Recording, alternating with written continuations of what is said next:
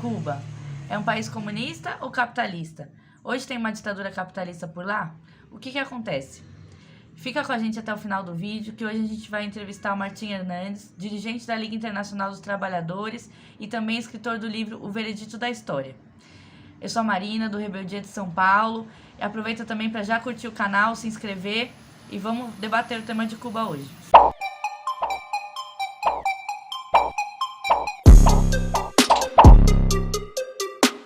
Martim, vamos para a primeira pergunta. O seu livro lançado alguns anos atrás, O Veredito da História, ele faz uma análise marxista dos processos de restauração capitalista em países que tiveram revoluções socialistas vitoriosas. Então, a nossa primeira pergunta é o seguinte: por que o capitalismo foi restaurado nesses países? Como que se deu esse processo? E quais foram os agentes desses processos de restauração? Sobre la restauración, mucho se ha hablado, mucho se ha escrito, existen decenas de libros, existen las más diversas interpretaciones, pero para hablar en términos bien simples y concretos, la restauración se da porque en un mundo dominado por varias potencias imperialistas, es imposible que se mantenga por mucho tiempo un Estado con una economía que no sea capitalista, es decir, un Estado obrero. A no ser que la revolución triunfe en las principales potencias imperialistas. Ahí sí sería diferente. Y esta justamente era la opinión de los grandes dirigentes de la Revolución Rusa, Lenin y Trotsky. Es decir, para eso, la posibilidad de que se mantenga el Estado obrero, en ese caso era Rusia, el primer Estado obrero, dependía del triunfo de la revolución en los países centrales. Por eso, la gran tarea de ellos fue, en el medio de la guerra civil, en una situación muy difícil, fue construir la Tercera Internacional. ¿Qué era la Tercera Internacional? Era el Partido Mundial de la Revolución. La gran tarea de la Revolución Rusa es conseguir que la revolución se extendiese a los principales países. Pero ¿qué pasó? Cuando en Rusia la burocracia, dirigida por Stalin, expulsó del poder a la clase obrera y a los revolucionarios, la política se invirtió. ¿Qué pasó con esa burocracia? Para no colocar en riesgo sus privilegios, hizo lo que hace toda burocracia. La burocracia de los sindicatos, por ejemplo, tienen intereses, privilegios, por eso son conservadoras, por eso no quieren un enfrentamiento con la patronal, difícilmente impulsionan una lucha consecuente, porque tienen miedo de perder esos privilegios. Y a nivel mundial pasó lo mismo con el estalinismo. ¿Y eso en qué terminó? Por eso digo, para hablar en términos bien concretos, en que al no terminarse con el imperialismo, al traicionarse la revolución por parte del estalinismo, las grandes potencias imperialistas acabaron ahogando económicamente al conjunto de los estados obreros, los que llegaron a una situación de crisis económica terminal, sin salida. Y frente a esa realidad de una crisis terminal, ahogada por el dominio imperialista de la economía, optaron por aliarse al imperialismo y transformarse en sus socios menores. Esa es la esencia de la restauración. Y eso se dio en todos los estados. Se dio en realidad, primero no se dio en Rusia, primero se dio en Yugoslavia, en la década del 60, después se va a dar en China a partir del año 78, y después se va a dar en el este europeo, centralmente en Rusia, en la ex-URSS, en los otros países del este, Checoslovaquia, Polonia, etc., y en Cuba, y también en Vietnam. La esencia es esa, es decir, la revolución socialista e internacional, o no hay revolución socialista. No hay posibilidad de un socialismo a nivel de un país. ¿Por qué? Porque la economía es mundial. Entonces eso en términos simples y concretos es el significado de por qué se da la restauración. Obrigada, Martim. Vamos para a segunda pergunta, que seria: quais são as diferenças e semelhanças entre o processo de restauração na Rússia, na China e em Cuba? Entonces, en los tres estados, en Rusia, en China y Cuba, los proyectos de restauración del capitalismo fueron similares. Es decir, acabar con la economía anterior, pasar a una economía capitalista. ¿Sobre qué bases? Sobre la base de destruir los tres pilares fundamentales de las economías anteriores. ¿Cuáles eran los tres pilares fundamentales? No era la economía de mercado, sino la planificación económica. Es decir, el Estado tenía un plan que centralizaba toda la economía y se producía de acuerdo a las necesidades y no de acuerdo a los intereses de un determinado capitalista, como existe en otras partes. Por otra parte, estaban las empresas nacionalizadas, hacían parte del Estado, las empresas y los medios de producción, digamos. Y por fin había el monopolio del comercio exterior. Es decir, todo lo que compraba o vendía era controlado por el Estado. No eran las empresas las que exportaban, sino eran las empresas del Estado y exportaban no en función de los intereses de esa empresa del Estado, sino de los intereses del Estado en su conjunto. Para pasar a una economía capitalista fue necesario destruir en todos esos procesos, si en China, en Rusia o en Cuba, fue necesario destruir esos tres pilares. Se comenzó por la economía planificada, se acabó. Por ejemplo, Cuba, pero eso vale para los tres. Cuba, había uno de los ministerios era de la economía planificada. Ese ministerio fue disuelto, porque ya no tenía ninguna función. Se formó el Ministerio de Economía tradicional, como existe en todos los países. Las empresas comenzaron a ser, de entrada lentamente, a ser privatizadas y se terminó con el monopolio del comercio exterior. Todos los estados siguieron ese camino. Pero hubo diferentes reacciones de las masas frente a esas medidas. En Cuba, por ejemplo, no hubo ninguna reacción. En China, de entrada, no hubo, y a posteriores sí hubo, que fue con las movilizaciones de la plaza de Tiananmen en el año 89. Y en Rusia hubo grandes movilizaciones, hubo un proceso revolucionario que se extendió no solo a Rusia, sino a todo el este europeo, en donde país a país fueron siendo derrumbados los gobiernos que estaban haciendo la restauración del capital. Entonces, el capitalismo mundial, que quería aprovechar, lógicamente, la restauración del capitalismo para hacer sus negocios, intervino con diferente fuerza en cada uno de esos estados. En China intervino con toda su fuerza y se transformó en la fábrica del mundo. Las 500 empresas multinacionales más importantes del mundo están todas en China. En Rusia fue parcial. Y en Cuba fue más reducido, poco entrada de empresas imperialistas por el problema del bloqueo americano, que penaliza a las empresas de diferentes partes del mundo que hagan negocios con Cuba. La penaliza en el sentido que le crea problemas para negociar después con Estados Unidos. Ahora, el modelo económico restauracionista, ¿de dónde surge? Normalmente se cree que surge de Gorbachev y de la perestroika. En realidad no es así. El modelo económico surge de China, que es lo que se llamó las 4 modernizaciones, que se dan en el año 78, es decir, casi unos 10 años antes que en Rusia.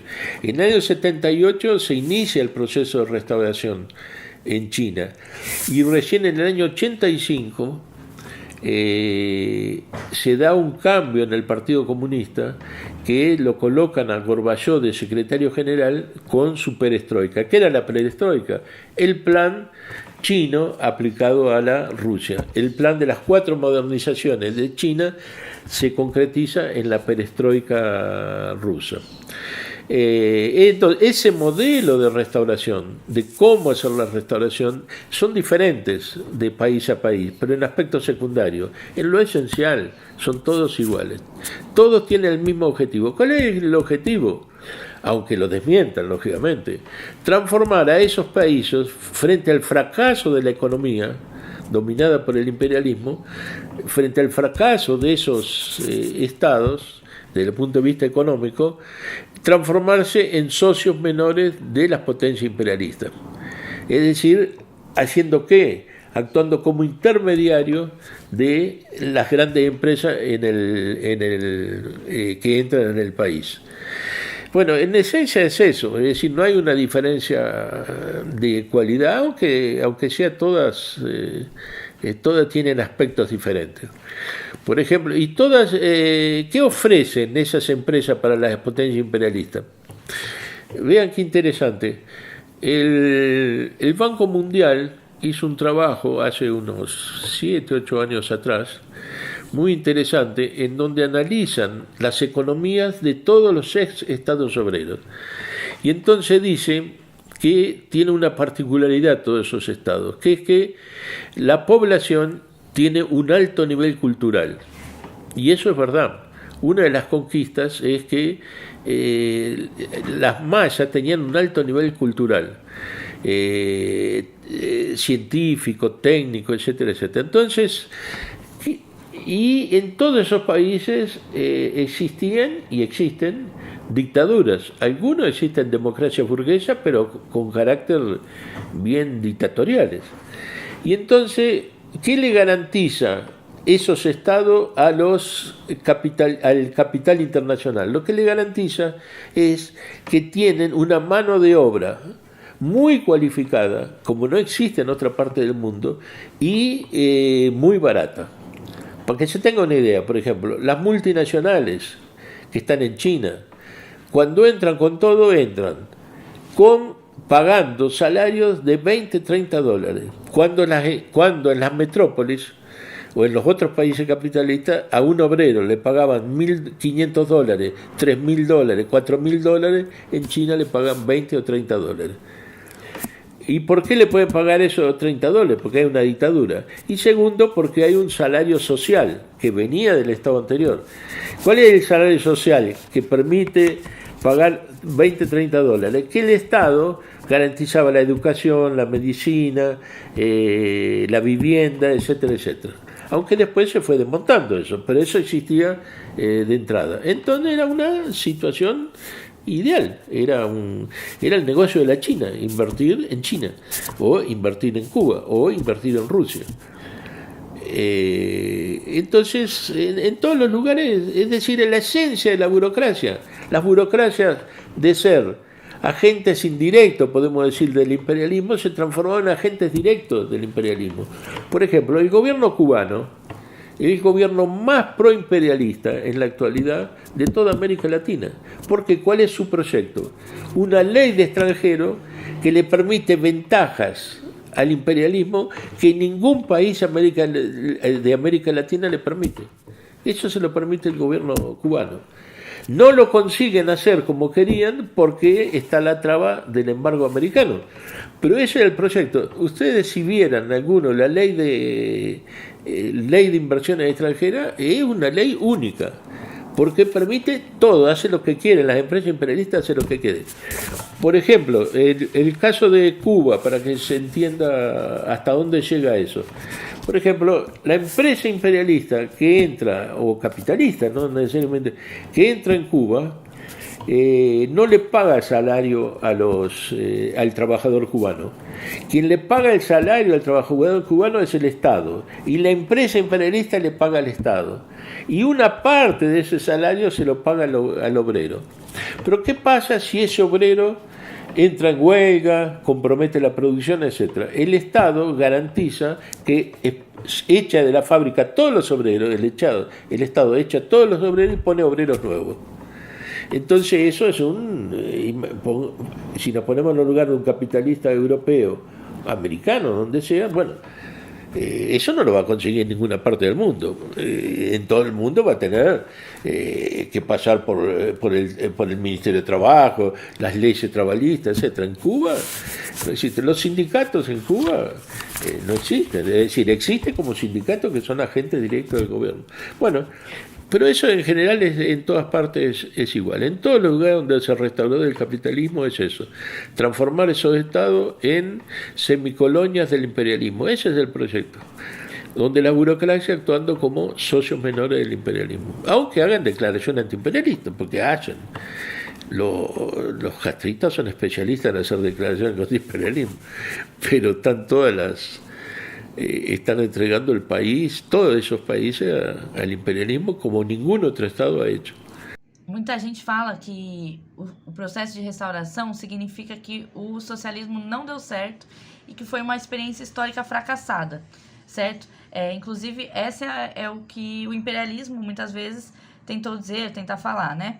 Então, a gente queria fazer uma pergunta nesse sentido, que seria... a restauração nesses países significa que o socialismo não dá certo? Todos los grandes ideólogos del imperialismo dijeron eso, que estaba demostrado que el socialismo había fracasado. Por eso, esos países que eran capitalistas habrían pasado por el socialismo y ahora volvían al capitalismo porque llegaban a la conclusión, las masas habían llegado a la conclusión de que no había nada mejor que el capitalismo. Eso es una idea completamente falsa. Y además es una idea que se desmorona frente a... Después de la restauración se da la crisis... las crisis mayores del imperialismo, la crisis de 2008, la crisis actual, es decir, el imperialismo es incapaz de garantizar las cuestiones más elementales de las masas. Bueno, la situación actual, entonces, no es que el imperialismo demostró su victoria. Esa cuestión del si el socialismo mostró su fracaso, primero, en ningún país se llegó al socialismo. Eran países que en el mejor de los casos estaban caminos al socialismo, pero nunca llegaron al socialismo. Hay una frase de Trotsky que es muy interesante, que en el año 36, en su libro La Revolución Traicionada, se refiere a este tema. ¿De qué forma dice? Él dice así: primero empieza a analizar los triunfos impresionantes que se consiguieron, a pesar del estalinismo, se consiguieron en la URSS. Y entonces habla, por ejemplo, uno de los países más atrasados del mundo se convirtió en el primer productor de cemento del mundo, en el primer productor de tractores del mundo, para hacer a nivel de la educación. Bueno, era el país del 80% de los habitantes eran analfabetos, y se consiguió acabar con el analfabetismo. Bueno, él analiza cómo, a pesar del estalinismo, después de la revolución se consiguen esos avances impresionantes. Entonces, ¿qué conclusión saca Trotsky? Dice: si por culpa de la dirección actual estalinista en este país se restaura el capitalismo, habrá quedado en la historia que es decir, habrá quedado demostrado el derecho a la victoria del socialismo. ¿Por qué?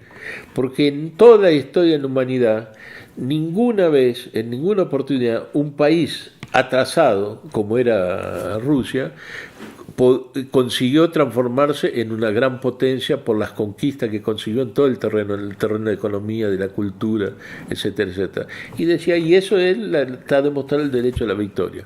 Bueno, eso estaba analizando Rusia, pero todos los países en donde se triunfa la revolución, a pesar de los gobiernos, por haber expropiado a la burguesía, se van a dar avances impresionantes en todos los terrenos. En la mayoría de los casos estamos hablando de países muy, muy atrasados, y se dan avances, por ejemplo, en China, el primer plan que hubo para acabar con el hambre, porque en China lo que dominaba era el hambre, era el primer plan económico que hubo, era un plato de arroz para todos los habitantes del país.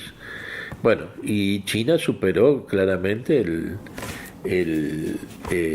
la situación anterior de hambre. Bueno, y en todos los estados fue así. Es decir, la burguesía, el capitalismo se demostró con las victorias de las revoluciones que no era necesaria la burguesía, que era un parásito, que al expropiar la burguesía no solo el país no retrocedía, sino que avanzaba. Y eso es lo que demostró el derecho a la victoria. Si después, por la traición de las direcciones que se negaron a llevar la revolución a los países centrales, al negarse eso, lo que se va a dar es la restauración del capitalismo. Bueno, pero ahí no se demostró el fracaso del socialismo, se demostró el fracaso del estalinismo, de las direcciones burocráticas, que hablaban de la posibilidad de construir el socialismo en un solo país, es decir, negando la existencia del capitalismo mundial y el dominio de la economía mundial por parte del imperialismo. Es decir, si hay alguien que fracasó, no es el socialismo, son los que estuvieron al frente de esos estados, que fueron ellos mismos que después van a restaurar el capitalismo. Bom, agora vamos entrar em mais algumas perguntas referentes ao processo cubano. Hoje na Rússia, ninguém mais fala que é um país socialista. Na China tem alguns poucos hoje que falam que é socialismo, mas a maioria das pessoas já vem que é um país capitalista, certo? Mas em Cuba tem uma polêmica muito grande sobre isso. Então a gente queria falar mais sobre esse tema. E muita gente, muitos partidos afirmam que hoje Cuba é um país socialista. Então eu queria perguntar para você, por que isso? Por que isso acontece? E Cuba hoje é um país socialista? Há socialismo em Cuba hoje? Cuando comenzó el proceso de restauración en China, ningún sector de la izquierda reconocía que se estaba restaurando el capitalismo. Cuando después se llegó a Rusia, con el gobierno de Gorbachov, inclusive sectores que se reivindicaban trotskistas, como por ejemplo uno de los principales dirigentes, que era Mandel, decía que Gorbachov no estaba restaurando el capitalismo, que era progresivo, porque junto con la perestroika existía la glasnost, que glasnost es democracia. Entonces existía una modernización del Estado, y entonces veían todo como un proceso progresivo.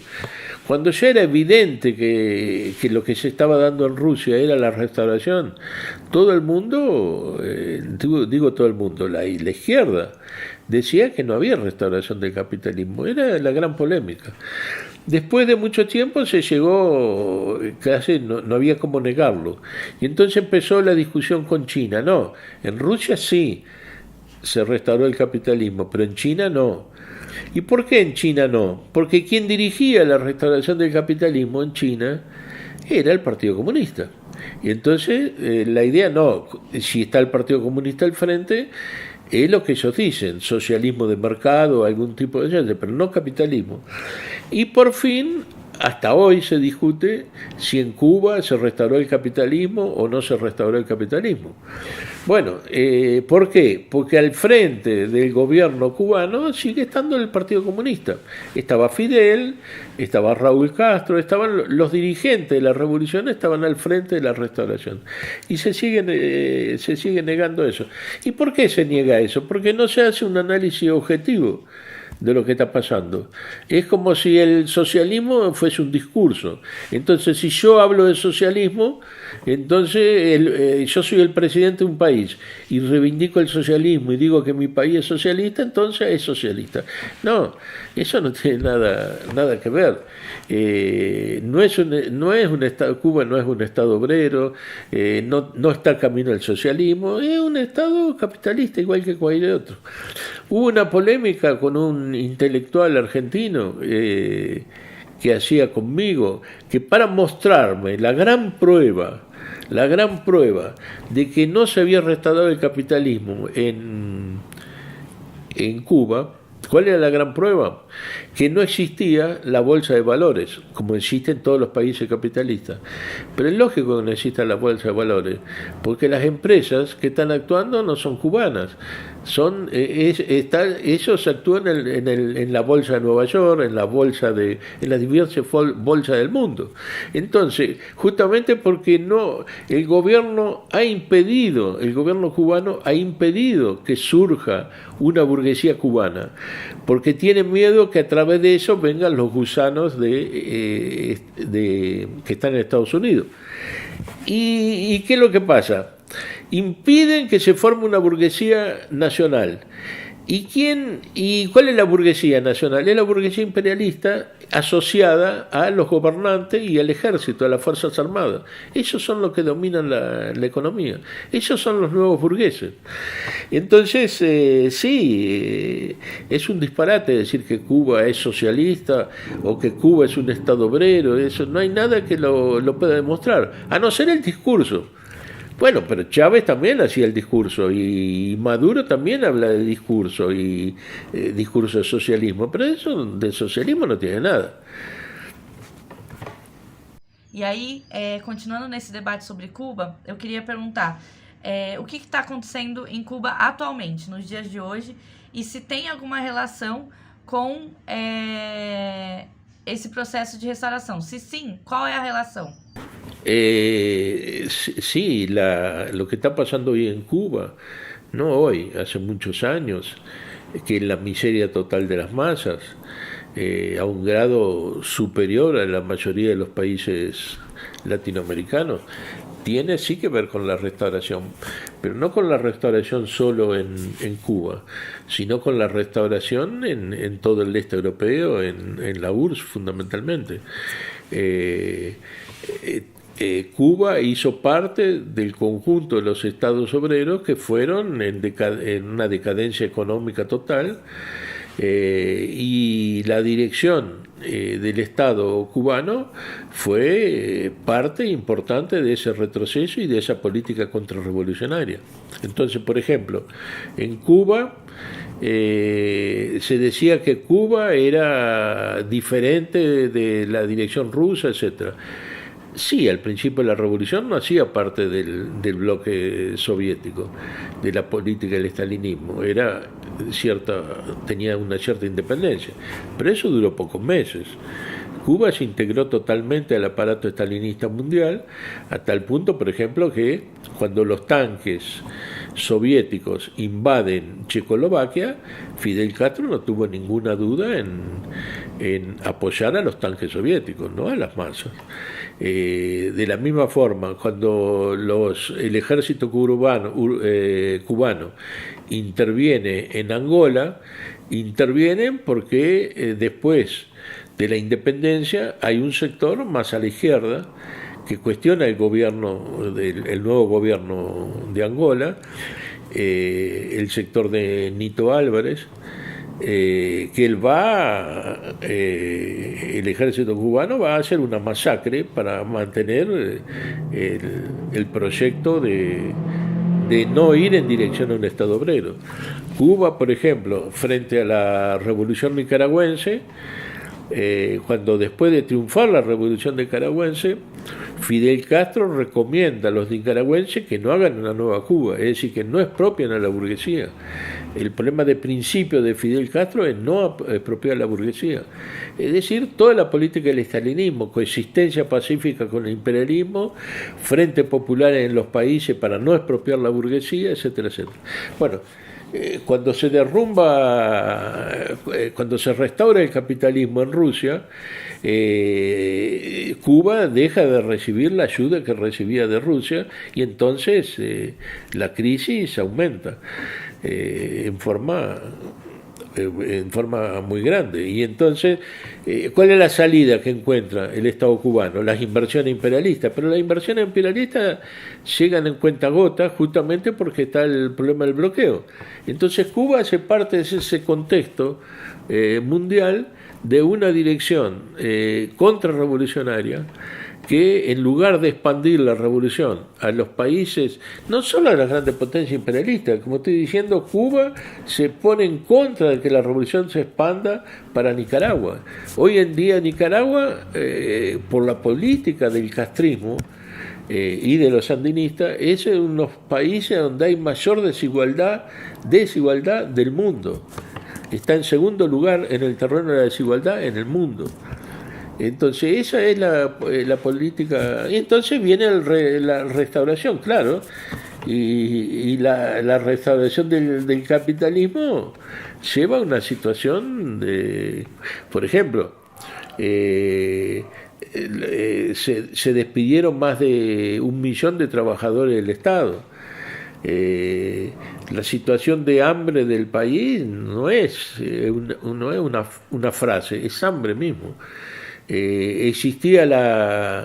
Por ejemplo, existía la libreta de racionamiento en donde todo cubano recibía una cantidad de artículos de primera necesidad para la alimentación, para la higiene, etcétera, y se fue cortando, no sé si ahora queda algún artículo, pero se fue cortando, igual que la medicina. En la medicina, antes de la restauración, Cuba era un país que se desarrolló mucho en el terreno de la medicina. Hoy en día un cubano, la medicina es colocada para exportación hoy. El avance. Hoy en día un cubano para internarse en un hospital tiene que llevar algodón, alcohol, porque no hay nada, sábanas para la cama, es decir, es una decadencia total. Y sí, tiene que ver con la restauração del capitalismo promovida por la dirección cubana. Bom, então assim, continuando nesse debate atual, muita gente considera que as manifestações em Cuba, elas são reacionárias porque estariam indo contra um governo socialista ou comunista, ou que essas manifestações, na verdade, são um pano de fundo do imperialismo para ir contra, atacar o governo atual cubano lá. Então, nesse sentido, a gente queria saber qual que é o papel do embargo e da burguesia gusana de Miami nessa história toda. Lo que está pasando hoy en Cuba, que está empezando a haber movilizaciones, para quien ha visitado Cuba y ha visto, lo que más sorprende no es que haya movilizaciones contra el gobierno. Lo que más sorprende es que haya demorado tanto para ver esas movilizaciones. Yo estuve en Cuba hace unos 5 o 6 años atrás, hablé con muchas personas. Los cubanos son personas muy amables, gente muy educada y a su vez muy comunicativa, ¿no? Entonces es muy fácil establecer en la calle, en cualquier lugar, una relación con los cubanos. Son personas admirables en ese sentido. Y yo hice la cuenta después, tuve 15 días, hice la cuenta, creo que hablé unas 70 personas. De las 70 personas que hablé, solo una apoyaba al gobierno. Nadie apoyaba al gobierno, ¿no? Es impresionante el repudio que hay al gobierno. En ese momento estaba Raúl Castro en el gobierno. Ahora dejó el gobierno y dejó la Secretaría General del partido también.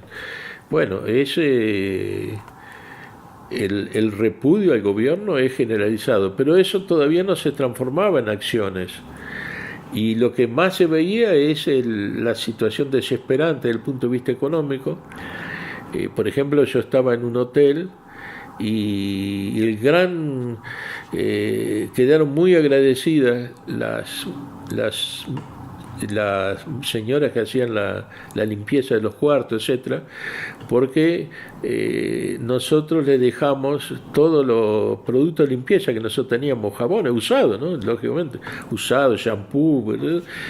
Porque ellos no pueden comprar esas cosas, no tienen ninguna posibilidad, son salarios de hambre, no tienen posibilidad de comprar jabón, no tienen posibilidad de comprar un shampoo, es una miseria absoluta. Estuve con el responsable por la librería de las Casas de las Américas, que es una institución de fama mundial, el responsable de la editora y la librería. Y él me empezó a hablar de su salario, etcétera, y me dijo que ganaba $30 por mes. Y le digo, pero ¿y cuánto vale un par de zapatos? Y me dijo $10. Y digo, ¿y cómo hace para comprar un par de zapatos entonces? Y era el responsable de la librería y la editora de la Casa de las Américas. Y él me dijo, pero mire mis zapatos. Y miré los zapatos y era un resto de un zapato. Y dice, hace 3 meses que estoy ahorrando para comprar un par de zapatos.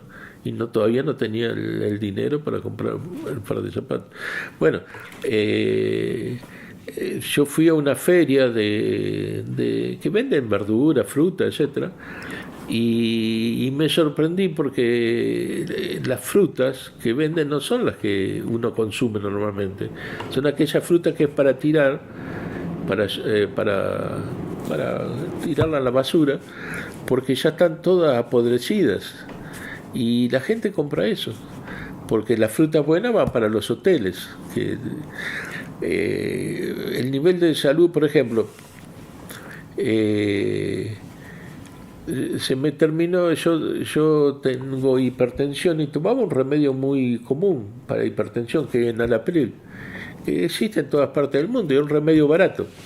Se me terminó y entonces fui a comprar el remedio en una farmacia. Allá están las farmacias populares que vendían los productos, la mayoría no pagaba nada por esos productos y los otros productos pagaban a precio simbólico. Entonces todo cubano tenía acceso a la farmacia, etcétera. Cuando llegué me sorprendí, porque todos los estantes de la farmacia la mayoría estaban vacíos, había 2 o 3 remedios. Le pedí ese remedio y me dijo no, que no tenía, que hacía tiempo que no tenía ese remedio. Y fui a 2 o 3 y en todas las farmacias era lo mismo, no había remedios básicos, elementales. Farmacias vacías. ¿A dónde fui? Entonces, en todos los hoteles venden remedios. Fui a comprar el remedio en el hotel y bueno, pagué, creo que eran $10 que me cobraron el remedio, que era mucho más caro que lo que yo lo compro en cualquier país. Bueno, ahí yo me di cuenta, y bueno, el cubano no puede comprar remedios. Y para comprar, no sé lo que tiene que hacer. Un remedio común es muy difícil que un cubano pueda comprar. Es decir, la situación de miseria absoluta. Después,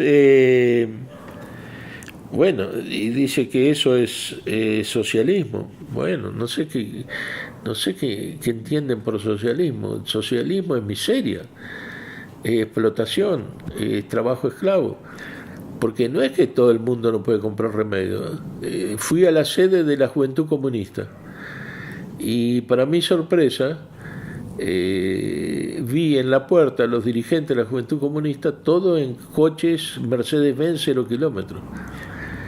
En otro país del mundo no sería tan llamativo, pero en Cuba los cubanos tienen coches, los que tienen coches, que son muy pocos los que tienen coches de la década del 40 o de la década del 50 como máximo.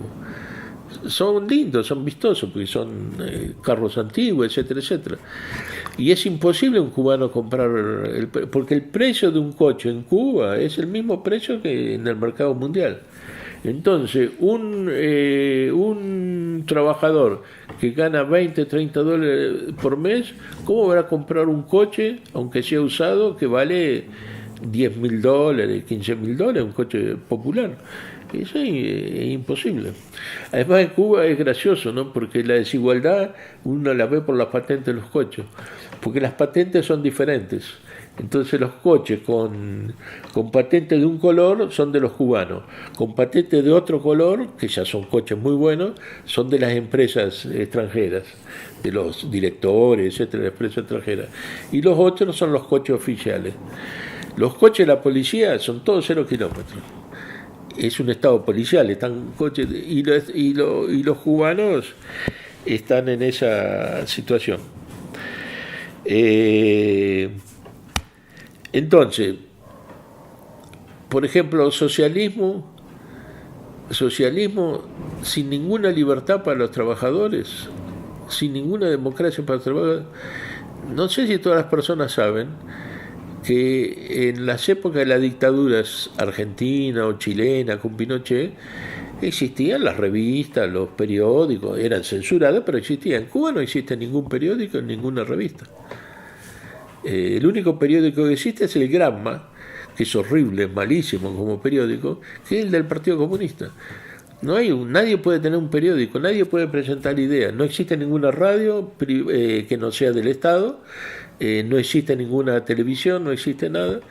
Bueno, eso es socialismo. Bueno, entonces tendrán que explicar los que dicen que es socialismo, qué ellos consideran socialismo. Lo que es un gobierno, es un Estado capitalista dirigida por una burocracia stalinista. Bom, e aí nesse tema sobre o socialismo, o capitalismo em Cuba, o que acontece por lá, tem muita gente que inclusive fala que Cuba não é socialista nem capitalista. E aí a gente queria saber se, na sua opinião, isso seria verdade ou se é possível. O que você acha sobre isso? Hay gente que dice que Cuba no es socialista ni capitalista y entonces no se sabe lo que es. Pero en primer lugar, Cuba nunca fue socialista, Rusia nunca fue socialista. Lo que eran estados obreros que serían estados en transición al socialismo, ¿no? El socialismo es una sociedad superior al capitalismo, no inferior al capitalismo. Entonces el socialismo solo se va a dar en los países cuando triunfe la revolución a nivel mundial. Pero Cuba era un estado obrero. Bueno, y ahora hay quienes dicen que está bien, no es un estado obrero, pero tampoco es un Estado capitalista. ¿Y es que entonces? Sería un Estado... Hubo algunos teóricos que hablaban y hablan actualmente que Cuba sería un Estado burocrático, pero no capitalista. Un Estado que es dirigido por la burocracia, etcétera, etcétera. Pero no tiene mayor sentido. Es un Estado... en donde ¿qué es lo que se prima? ¿Es la ley del mercado o no es la ley del mercado? Es la ley del mercado capitalista, en donde los precios están determinados por la oferta y la demanda, en donde hay empresas estatales, pero como parte del mercado imperialista. Es un intento de justificar la dirección. No. Hay un intento de decir, no, Cuba es diferente, porque Cuba no marchó hacia el capitalismo. ¿Y marchó hacia dónde entonces? No, es una respuesta para justificar que aún con todos los problemas la dirección cubana no quiere el capitalismo. Bueno, es todo lo contrario. Bom, e aí, Martim, a gente viu que você fala bastante sobre o tema atual de Cuba, do que acontece por lá, e é muito também baseado no seu trabalho nessas elaborações, né, sobre o processo de restauração em Cuba, mas também em outros países, como China e Rússia, como a gente já comentou por aqui. E aí a gente pergunta, né, nesse sentido, como você chegou à elaboração e essas conclusões todas? E em que base você chegou a essa conclusão que você nos diz hoje? La restauración del capitalismo en los ex estados obreros, en el conjunto de los ex estados obreros, es un hecho inédito que nosotros tuvimos que analizarlo y que ninguno de nuestros maestros fue testigo de ese hecho. Entonces eso fue, digamos, una dificultad. Pero el marxismo es una ciencia. Y como toda ciencia, cuando aparece un hecho nuevo que tiene que analizar, nunca el análisis comienza de cero. Comienza a partir de elaboraciones anteriores que nos dan la base para analizar los hechos nuevos. Entonces, por ejemplo, la restauración del capitalismo la podemos entender si entendemos una serie de cosas, conclusiones que el marxismo llegó antes de la restauración. Una, por ejemplo, que la clase obrera, que el proletariado, es la única clase revolucionaria. Eso es un análisis que parte de Marx y ya está en el Manifiesto Comunista del año 1847-48. Ese razonamiento es fundamental para entender la restauración. ¿Por qué? Porque al frente de esos estados, en ninguno de los casos, estaba el proletariado. O estaba la burocracia, o estaban sectores de la pequeña burguesía, pero nunca el proletariado. En ninguno de esos estados estaba el proletariado. ¿Y qué es lo que decía Trotsky en relación a la restauración? Porque Trotsky previó la restauración y nosotros nos apoyamos en esa elaboración, que está desarrollada fundamentalmente en una de sus máximas obras, que es la Revolución Traicionada. Lo que decía Trotsky es que si la burocracia, estaba hablando de la Unión Soviética, no era derrotada por la clase obrera, expulsada del poder por la clase obrera, la restauración del capitalismo era inevitable. No es que se podría dar, era inevitable. Y entonces nosotros vimos durante el siglo XX una serie de procesos de lucha revolucionaria que protagonizó el proletariado en los países del este europeo para derrotar a la burocracia, pero no la derrotó. Los procesos fueron derrotados. El proceso contra la burocracia comenzó en Alemania Oriental en 1953 con los metalúrgicos. Después se continuó en el 56 con la Revolución Húngara. Después se continuó en Polonia. Después se continuó en el 67 con la revolución en Checoslovaquia, que al igual que la Revolución de Hungría fue derrotada por la intervención de los tanques rusos, fue aplastada por los tanques rusos. Después se va a dar la revolución de Polonia con la construcción del sindicato de masas, Solidaridad. Y en todos estos casos tenían como objetivo derrumbar a la burocracia, pero no se consiguió, fueron derrotados. Y eso abrió el camino a lo que dice Trotsky. Trotsky dice que si la burocracia no era derrotada, la restauración del capitalismo era inevitable. Era inevitable porque mientras que se mantuviera la burocracia en el poder, no se iba a derrotar al imperialismo, porque la burocracia, para defender sus privilegios, no estaba dispuesta a enfrentarse con el imperialismo, y entonces la economía mundial seguiría siendo controlada por el imperialismo y eso ahogaría a los estados obreros. Y eso es lo que se dio. Entonces, pero no era solo eso, no era solo que no iban a enfrentar el imperialismo, que la propia burocracia, por su desarrollo, precisaba de la vuelta al capitalismo, como lo analiza Trotsky en ese libro La Revolución Traicionada, cuando dice: la burocracia tiene enormes privilegios, la vida de un burócrata es similar a la de un burgués europeo, solo que no tiene la propiedad en sus manos, porque él es gerente, él es director de una fábrica, pero no es el dueño de la fábrica. Entonces, cuando deje de ser director, cuando pierda su puesto, él no tiene nada. Por ejemplo, a su hijo no le puede dejar la herencia de la fábrica, porque la fábrica no era de él, era del Estado. Por eso precisa el capitalismo, para poder garantizar sus privilegios, perpetuar sus privilegios, como lo dice Trotsky. Precisaban de la vuelta al capitalismo.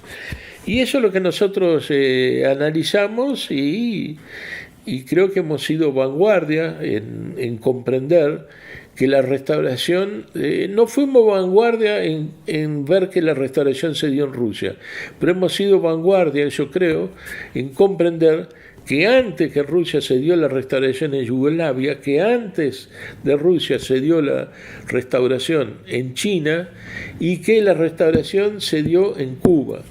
Y son pocos los que han dicho eso, y hoy en día sigue habiendo, como le estaba diciendo anteriormente, los que opinan que en Cuba no se restauró el capitalismo. Entonces, en síntesis, fue apoyándonos en las elaboraciones anteriores, fundamentalmente la de Trotsky, que pudimos sacar las conclusiones que sacamos. Bom, E pegando agora uma discussão, né, também muito polêmica, e fazendo essa continuação aí sobre a questão do Trotsky e tal, e é um tema que tem sido muito debatido também hoje na esquerda, na internet, enfim, em vários meios aí, tem algumas pessoas que pegam a posição que o Trotsky tinha, né, que era de apoio incondicional à União Soviética burocratizada sob controle stalinista, para defender o que acontece em Cuba hoje. Então a gente queria ver se você acha que essa posição é correta, tá? E o que você pensa sobre isso? En primer lugar, Trotsky nunca apoyó incondicionalmente a la URSS burocratizada. Lo que él decía es otra cosa, que era necesario defender a la URSS de cualquier ataque del imperialismo, del capitalismo, no apoyar la URSS burocratizada. Y él precisaba más. ¿Defender qué es? ¿Qué significa defender? No es que defendemos a la burocracia. Lo que decía Trotsky es que defendemos las conquistas de octubre, es decir, las conquistas en el terreno económico y nada más que eso. La expropiación de la burguesía, la economía planificada, el monopolio del comercio exterior, eso es lo que defendemos. En el caso de Cuba, es imposible una política similar a la que decía Trotsky, porque Cuba no existe conquistas que se mantenga de la revolución del año 59.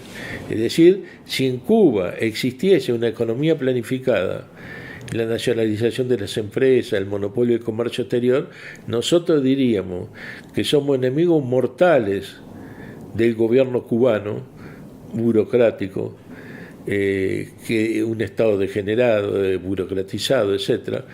Y diríamos que defendemos las conquistas del 59, de la revolución del 59. Pero hoy en día no podemos decir eso, porque las conquistas del año 59, o que se inician con el año 59, fueron eliminadas por la propia dirección cubana que hizo la revolución del 59. Obrigada, Martim. Agora, entrando um pouco de novo, né, o tema que passou aí nossa conversa, sobre a questão da restauração, né, e que fala no seu livro, que é o tema central do seu livro, certo? Então, você sendo um trotskista, socialista, revolucionário, hoje, atualmente também, e por décadas, a vida toda, quando conheceu a Rússia logo após a restauração, o que você viu e o que você sentiu em relação a isso? Cuando se da el proceso de restauración en Rusia, en la ex-URSS en realidad, las conquistas que venían de la revolución y que se mantuvieron durante muchos años a pesar del estalinismo, no fueron, con la restauración no fueron eliminadas de un día para otro, fueron siendo eliminadas paulatinamente en la medida que se reconstruía un Estado capitalista. Entonces yo estuve varias veces en Rusia. Entre el año 2007, que viajé por primera vez, y el 2017, que viajé por última vez, fui viendo cómo las conquistas fueron siendo eliminadas una a una. Yo encontré algunas de las conquistas en el año 17 y uno queda impresionado por ver la magnitud de esas conquistas. Justamente lo que decía Trotsky, que a pesar del estalinismo, la URSS había demostrado el derecho a la victoria del socialismo. Por ejemplo, una de las cosas que me sorprendió en el año 2007 fue una larga conversación que tuve con una obrera de una de las principales fábricas de Moscú, que era la fábrica SIL, que llegó a tener 80.000 obreros. Cuando yo estuve tenía 3.000 o 4.000 obreros, y yo estuve en la casa de una obrera muy simpática, que era compañera de una organización que nosotros teníamos y que tenemos en Rusia, y esta compañera me contó una cosa que era difícil de creer, que era que ella, conversando con los obreros y discutiendo el problema de la restauración, ella decía que con la restauración, le explicaba a los obreros que con la restauración del capitalismo iba a haber desempleo, y nadie le creía, porque no entraba en la cabeza de un obrero ruso que podría haber desempleo. Era una cosa imposible. ¿Por qué no entraba en la cabeza? Porque el empleo era obligatorio. Entonces no había desempleado en Rusia, pero no por 1 o 2 años, no había durante todo el proceso. El empleo era obligatorio, de tal forma que no trabajaba podía ser preso, porque era obligatorio trabajar. Y entonces ella le decía que iba a venir el desempleo. No le entraba en la cabeza, ¿cómo va a haber desempleo? Eso no existe. Ese era el razonamiento. Bueno, cuando viajé por segunda vez, yo no me acuerdo si fue el año, debe haber sido, creo que fue el año 2010 o más o menos, 3 años después, vi una encuesta que se había hecho y cuáles eran las preocupaciones fundamentales de la población rusa. Y estaba en primer lugar la cuestión de seguridad, que antes no existía ese problema, pero que estaba la cuestión de seguridad, y en segundo lugar la preocupación fundamental era el empleo, porque ahí ya había desempleo, ya habían entendido que en el capitalismo hay desempleo. Pero otra cosa que me sorprendió, hubo muchas cosas, pero una cosa que me sorprendió fue en Ucrania, que tuve la oportunidad, me invitaron a una reunión un grupo de estudiantes y que querían conocer, etcétera, etcétera, nuestras opiniones. Bueno, eran dirigentes, estos estudiantes, de un centro estudiantil y de la Universidad Central ahí de Kiev, que es la capital de Ucrania. Y entonces ellos me contaron que estaban en huelga. Y yo no le digo, ¿por qué es la huelga? Porque yo me imaginé que era una huelga de profesores que los estudiantes estaban apoyando. Y le digo, ¿es una huelga de profesores? No, es una huelga nuestra de estudiantes. Ah, ¿y por qué reivindicación? Por aumento salarial. Y ahí descubrí que los estudiantes en toda la ex-URSS recibían salario. Y yo nunca había visto esto, que los estudiantes, es decir, los estudiantes en el resto del mundo, si van a la universidad pública no pagan, si van a la privada tienen que pagar, pero allá recibían salario y aumentaba el salario todos los años. Entonces, ¿qué era? Era una carrera de 5 años y en el primer año ellos recibían la quinta parte de un salario. En el segundo año recibían la una cuarta parte del salario.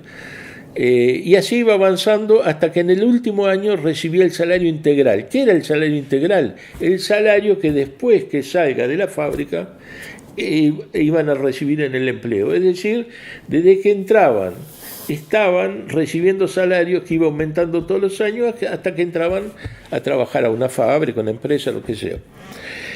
Pero lo que más me sorprendió no fue eso. Lo que más me sorprendió fue que el estudiante tenía 2 opciones: ir a trabajar o ir a estudiar. Si estudiaba, recibía salario. Estaba 5 años sin trabajar para después ir a trabajar.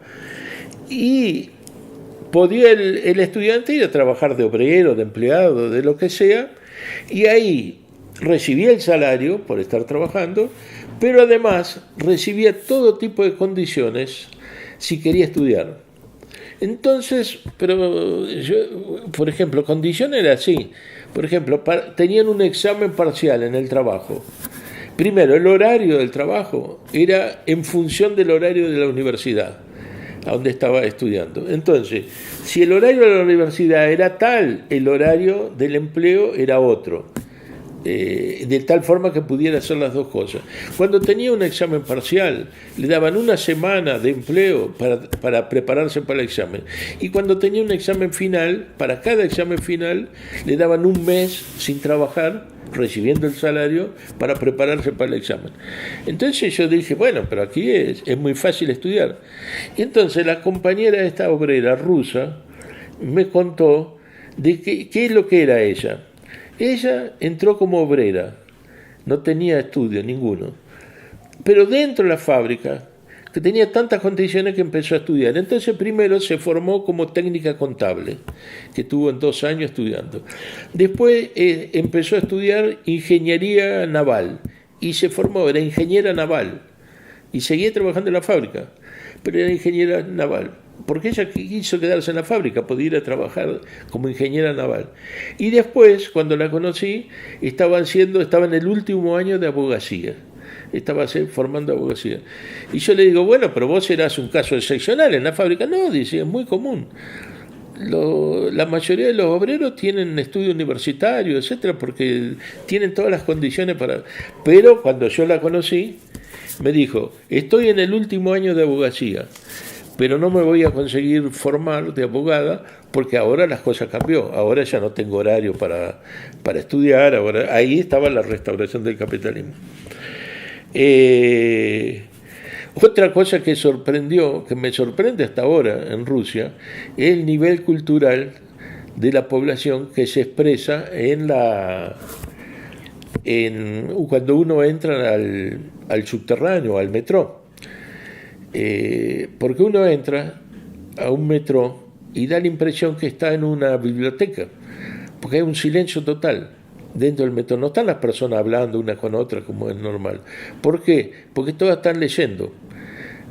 Los metros tienen distancias muy largas, entonces porque recorren toda la ciudad, etc.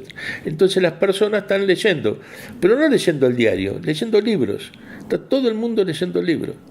Lo mismo me pasó en el tren. Cuando fui en el tren para Ucrania, también todos los pasajeros, todos, sin excepción, cuando digo todo, es todos leyendo un libro o algunos una revista, etcétera, pero todos leyendo libros.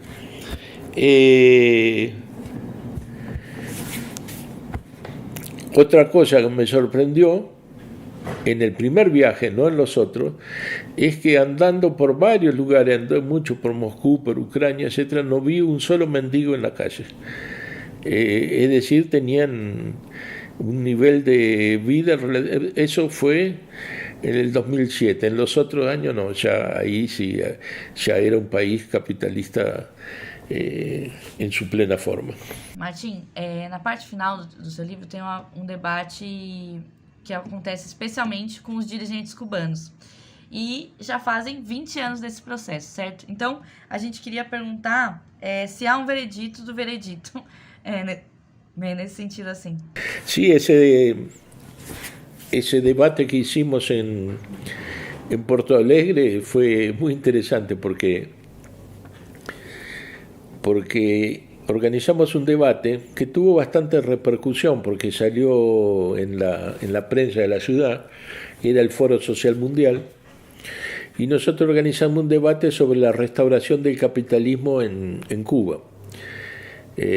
Imagínense que en este momento, si hay algunos que dicen que hay socialismo en Cuba, imagínense 20 años atrás, nosotros decíamos que hay restauración del capitalismo en Cuba y parecía una cosa de loco. Bueno, lo que recuerdo es que fuimos a una sala que tenía lugar para 50, 60 personas, pero después quedó chico, nos fuimos para una sala mayor que tenía para 200, 300 personas y ahí se llenó completamente.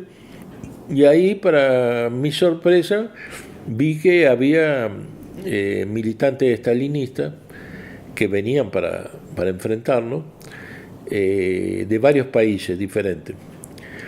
Pero después que empieza el debate me doy cuenta que no solo había estalinistas, sino que había dirigentes cubanos. Y la delegación cubana oficial, es una delegación del gobierno, tenía 12 miembros y fueron 6 a nuestro debate.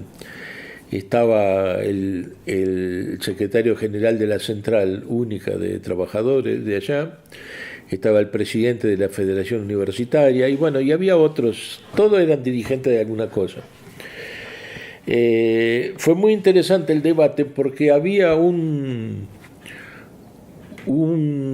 dirigente hay una especie de centro de economía que es ligado al gobierno, es parte del gobierno, y estaba el representante de esos economistas. Y yo presento, en el informe que yo presentaba, yo aclaré que no eran opiniones mías las que estaba dando, sino eran datos oficiales del gobierno que comprobaban la restauración. Pero en lugar de dar datos míos o de otros autores, yo daba todos los datos del gobierno, todos, en relación a del Ministerio de Planificación, en relación a la industria, en relación, para mostrar que se estaba restaurando el capitalismo o que ya se había restaurado, con los datos del gobierno. Para mi sorpresa, yo no sabía que estaban los cubanos en la reunión, toma la palabra uno y dice que era de Cuba, toma la palabra después un segundo, bueno, eran 6 en la reunión, en esa palestra, conferencia. Y aparece un dirigente, ese economista, que se llamaba Sosa, que está en la desgrabación, que él empieza a colocar los mismos datos que yo había colocado, los mismos datos, pero con sus palabras, etcétera, etcétera, que eran todos los datos oficiales, los datos del gobierno. Entonces los estalinistas me enfrentaban, discutían, etcétera. Entonces llegó un momento que yo digo, bueno, no tomen en cuenta, si no me quieren creer a mí, no tomen en cuenta lo que yo digo, tomen en cuenta lo que dijo Sosa, porque lo que acabó de escribir Sosa es que se restauró el capitalismo en Cuba. Está cierto todo el informe que dio él, eso es cosa. Bueno, entonces el debate quedó fácil, me fue facilitado por Sosa. Cuando termina, todos los estalinistas furiosos, etcétera, cuando termina el debate, Sosa se queda a hablar con nosotros. Se fueron todos, la delegación cubana se fue y él se quedó para hablar conmigo. Y entonces ahí me dijo lo siguiente, claro, eso no estaba grabado, ¿no? Me dice lo siguiente, vos tenés razón. Es verdad que se restauró el capitalismo en Cuba. Pero, dice, vos no tenés en cuenta una cosa, que nosotros tenemos a nuestro comandante, a Fidel, y ahora se restauró el capitalismo, que había quedado un paso atrás. Pero como tenemos a Fidel, él va a volver para el socialismo. Entonces yo le digo, bueno, también, si vos creés en los Reyes Magos, yo no creo. Para volver a un Estado obrero, para expropiar a la burguesía, van a tener que hacer una nueva revolución. Y no creo que Fidel Castro esté al frente de esa revolución, pero si vos creés, es un problema tuyo. Bueno, ese fue el veredicto fue eso, ¿no? Es decir, ¿hay un veredicto del veredicto? Sí. Es decir, la propia dirección cubana confirmó, hace 20 años atrás, un economista, delegado oficial, confirmó en su intervención, y después, claro, en su intervención no dijo que eso era la restauración, habló de las medidas que se habían tomado, pero para mí, él dijo, sí, tenés razón, se restauró el capitalismo, pero vamos a volver al socialismo porque tenemos a nuestro comandante.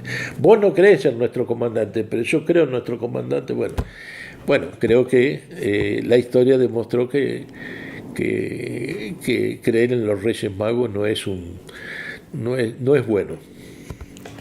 Muito obrigada, Martim. E agora a gente vai para a nossa última pergunta. Depois de um longo debate sobre as restaurações nos países que tiveram revoluções socialistas vitoriosas, depois de um longo debate sobre o tema de Cuba atualmente, a gente queria deixar uma pergunta para a reflexão aqui do pessoal que está assistindo o vídeo, que seria: quais as lições para a esquerda que o processo de restauração nos deixa? Que lições esse processo de derrota da revolução, que seria a restauração, nos deixa? Pensando nisso, a gente vive em tempos de esperança ou de desilusão? E é possível a gente ainda viver e vivenciar revoluções vitoriosas? Sí, es una obligación para los revolucionarios que quieren hacer la revolución, que quieren de verdad llegar al socialismo, sacar algunas conclusiones, porque nos deja muchas conclusiones. La primera conclusión es que Marx tenía razón. Es decir, Marx tenía razón que era necesario acabar con el capitalismo para que la humanidad se pueda desarrollar plenamente. Y nosotros lo vimos eso en pequeña escala. ¿Por qué? Porque no se dio la revolución mundial. Lo que se dio fue la revolución en algunos países y en Rusia se dio la revolución, pero después fue expropiada por la burocracia, y en todos los otros estados se dio la revolución, pero sin la clase obrera al frente. Bueno, si ha quedado algo demostrado, era primero que el capitalismo puede ser derrotado, no es una batalla imposible, puede ser derrotado. Y segundo, que si al frente de esas revoluciones no hay una dirección marxista, como la que fue en la época de la Revolución Rusa, no hay posibilidad de victoria del socialismo, porque no hay posibilidad de expansión de la revolución a nivel mundial. Entonces, la necesidad, y eso se concretiza en qué. Las revoluciones ya las hemos visto, no es que se pueden dar, se están dando. El problema es que para que sean victoriosas y abran el camino al socialismo, es necesario construir direcciones que estén a la altura de esas revoluciones, que son direcciones marxistas revolucionarias. Se ha mostrado como una tarea difícil construir esos partidos, pero no imposible. Como decía Nahuel Moreno, que fue el fundador de nuestra corriente, no hay ningún Dios que diga que no podemos triunfar. No hay nada que diga que no podemos triunfar. La propia Revolución Rusa, cuando se dio, Lenin, 2 o 3 años atrás, decía que faltaba mucho tiempo para un triunfo de la Revolución Rusa, que no sería, él no pensaba ver en vida una revolución triunfante, y se dio. Y ahora nosotros vemos el capitalismo en una crisis monumental y vemos explotando revoluciones por todos lados. Y entonces ahí está el problema, falta la dirección revolucionaria. Sí, pero el problema es el siguiente, la dirección revolucionaria solo se puede construir en las revoluciones. Fuera de la revolución no se construye una dirección revolucionaria en la academia. En la academia se puede estudiar las revoluciones, pero construir una dirección revolucionaria solo en las revoluciones. Es decir, en el estudio, en la formación marxista, pero en las revoluciones. Demorará más tiempo, menos tiempo, pero no hay nadie que ha dicho que no hay ningún Dios que diga que no podemos construir el Partido Revolucionario y triunfar. Es una necesidad de la humanidad. Bueno, lo que está claro es que si no triunfamos, es decir, si no se construye la dirección revolucionaria, si el socialismo no se construye, está claro lo que formularon hace muchos años nuestros maestros, que es la dicotomía, es socialismo o barbarie. Si no llegamos al socialismo, iremos a la barbarie de forma más increíble que nos puede imaginar. Ya estamos viviendo un camino hacia la barbarie. Todo lo que estamos viendo ahora, las hambrunas, la destrucción del equilibrio de la naturaleza, la destrucción de la vida animal, vegetal y de la vida humana, la pandemia actual, bueno, todo eso nos muestra, son pasos hacia la barbarie, pero también vemos pasos hacia el socialismo, que son las revoluciones, las explosiones que nosotros vemos por todas partes del mundo. Entonces, no es por un falso optimismo, es porque es una necesidad de la humanidad avanzar, y vuelvo a repetir lo que dice Moreno, no hay ningún Dios que diga que no lo podemos hacer. Entonces hoy en día la revolución socialista es mucho más necesaria que en la época de la Revolución Rusa. Bom, gente, muito obrigada para quem nos acompanhou aqui até o final do vídeo. Esse tema é um tema muito polêmico, muito importante da gente ser debatido hoje, principalmente tendo em vista todos esses processos de luta que têm acontecido em Cuba. A gente do Rebeldia chama todo mundo aqui a vir a debater com a gente, mesmo que tenha polêmicas, mesmo que tenha diferenças, nós queremos conversar com todo mundo.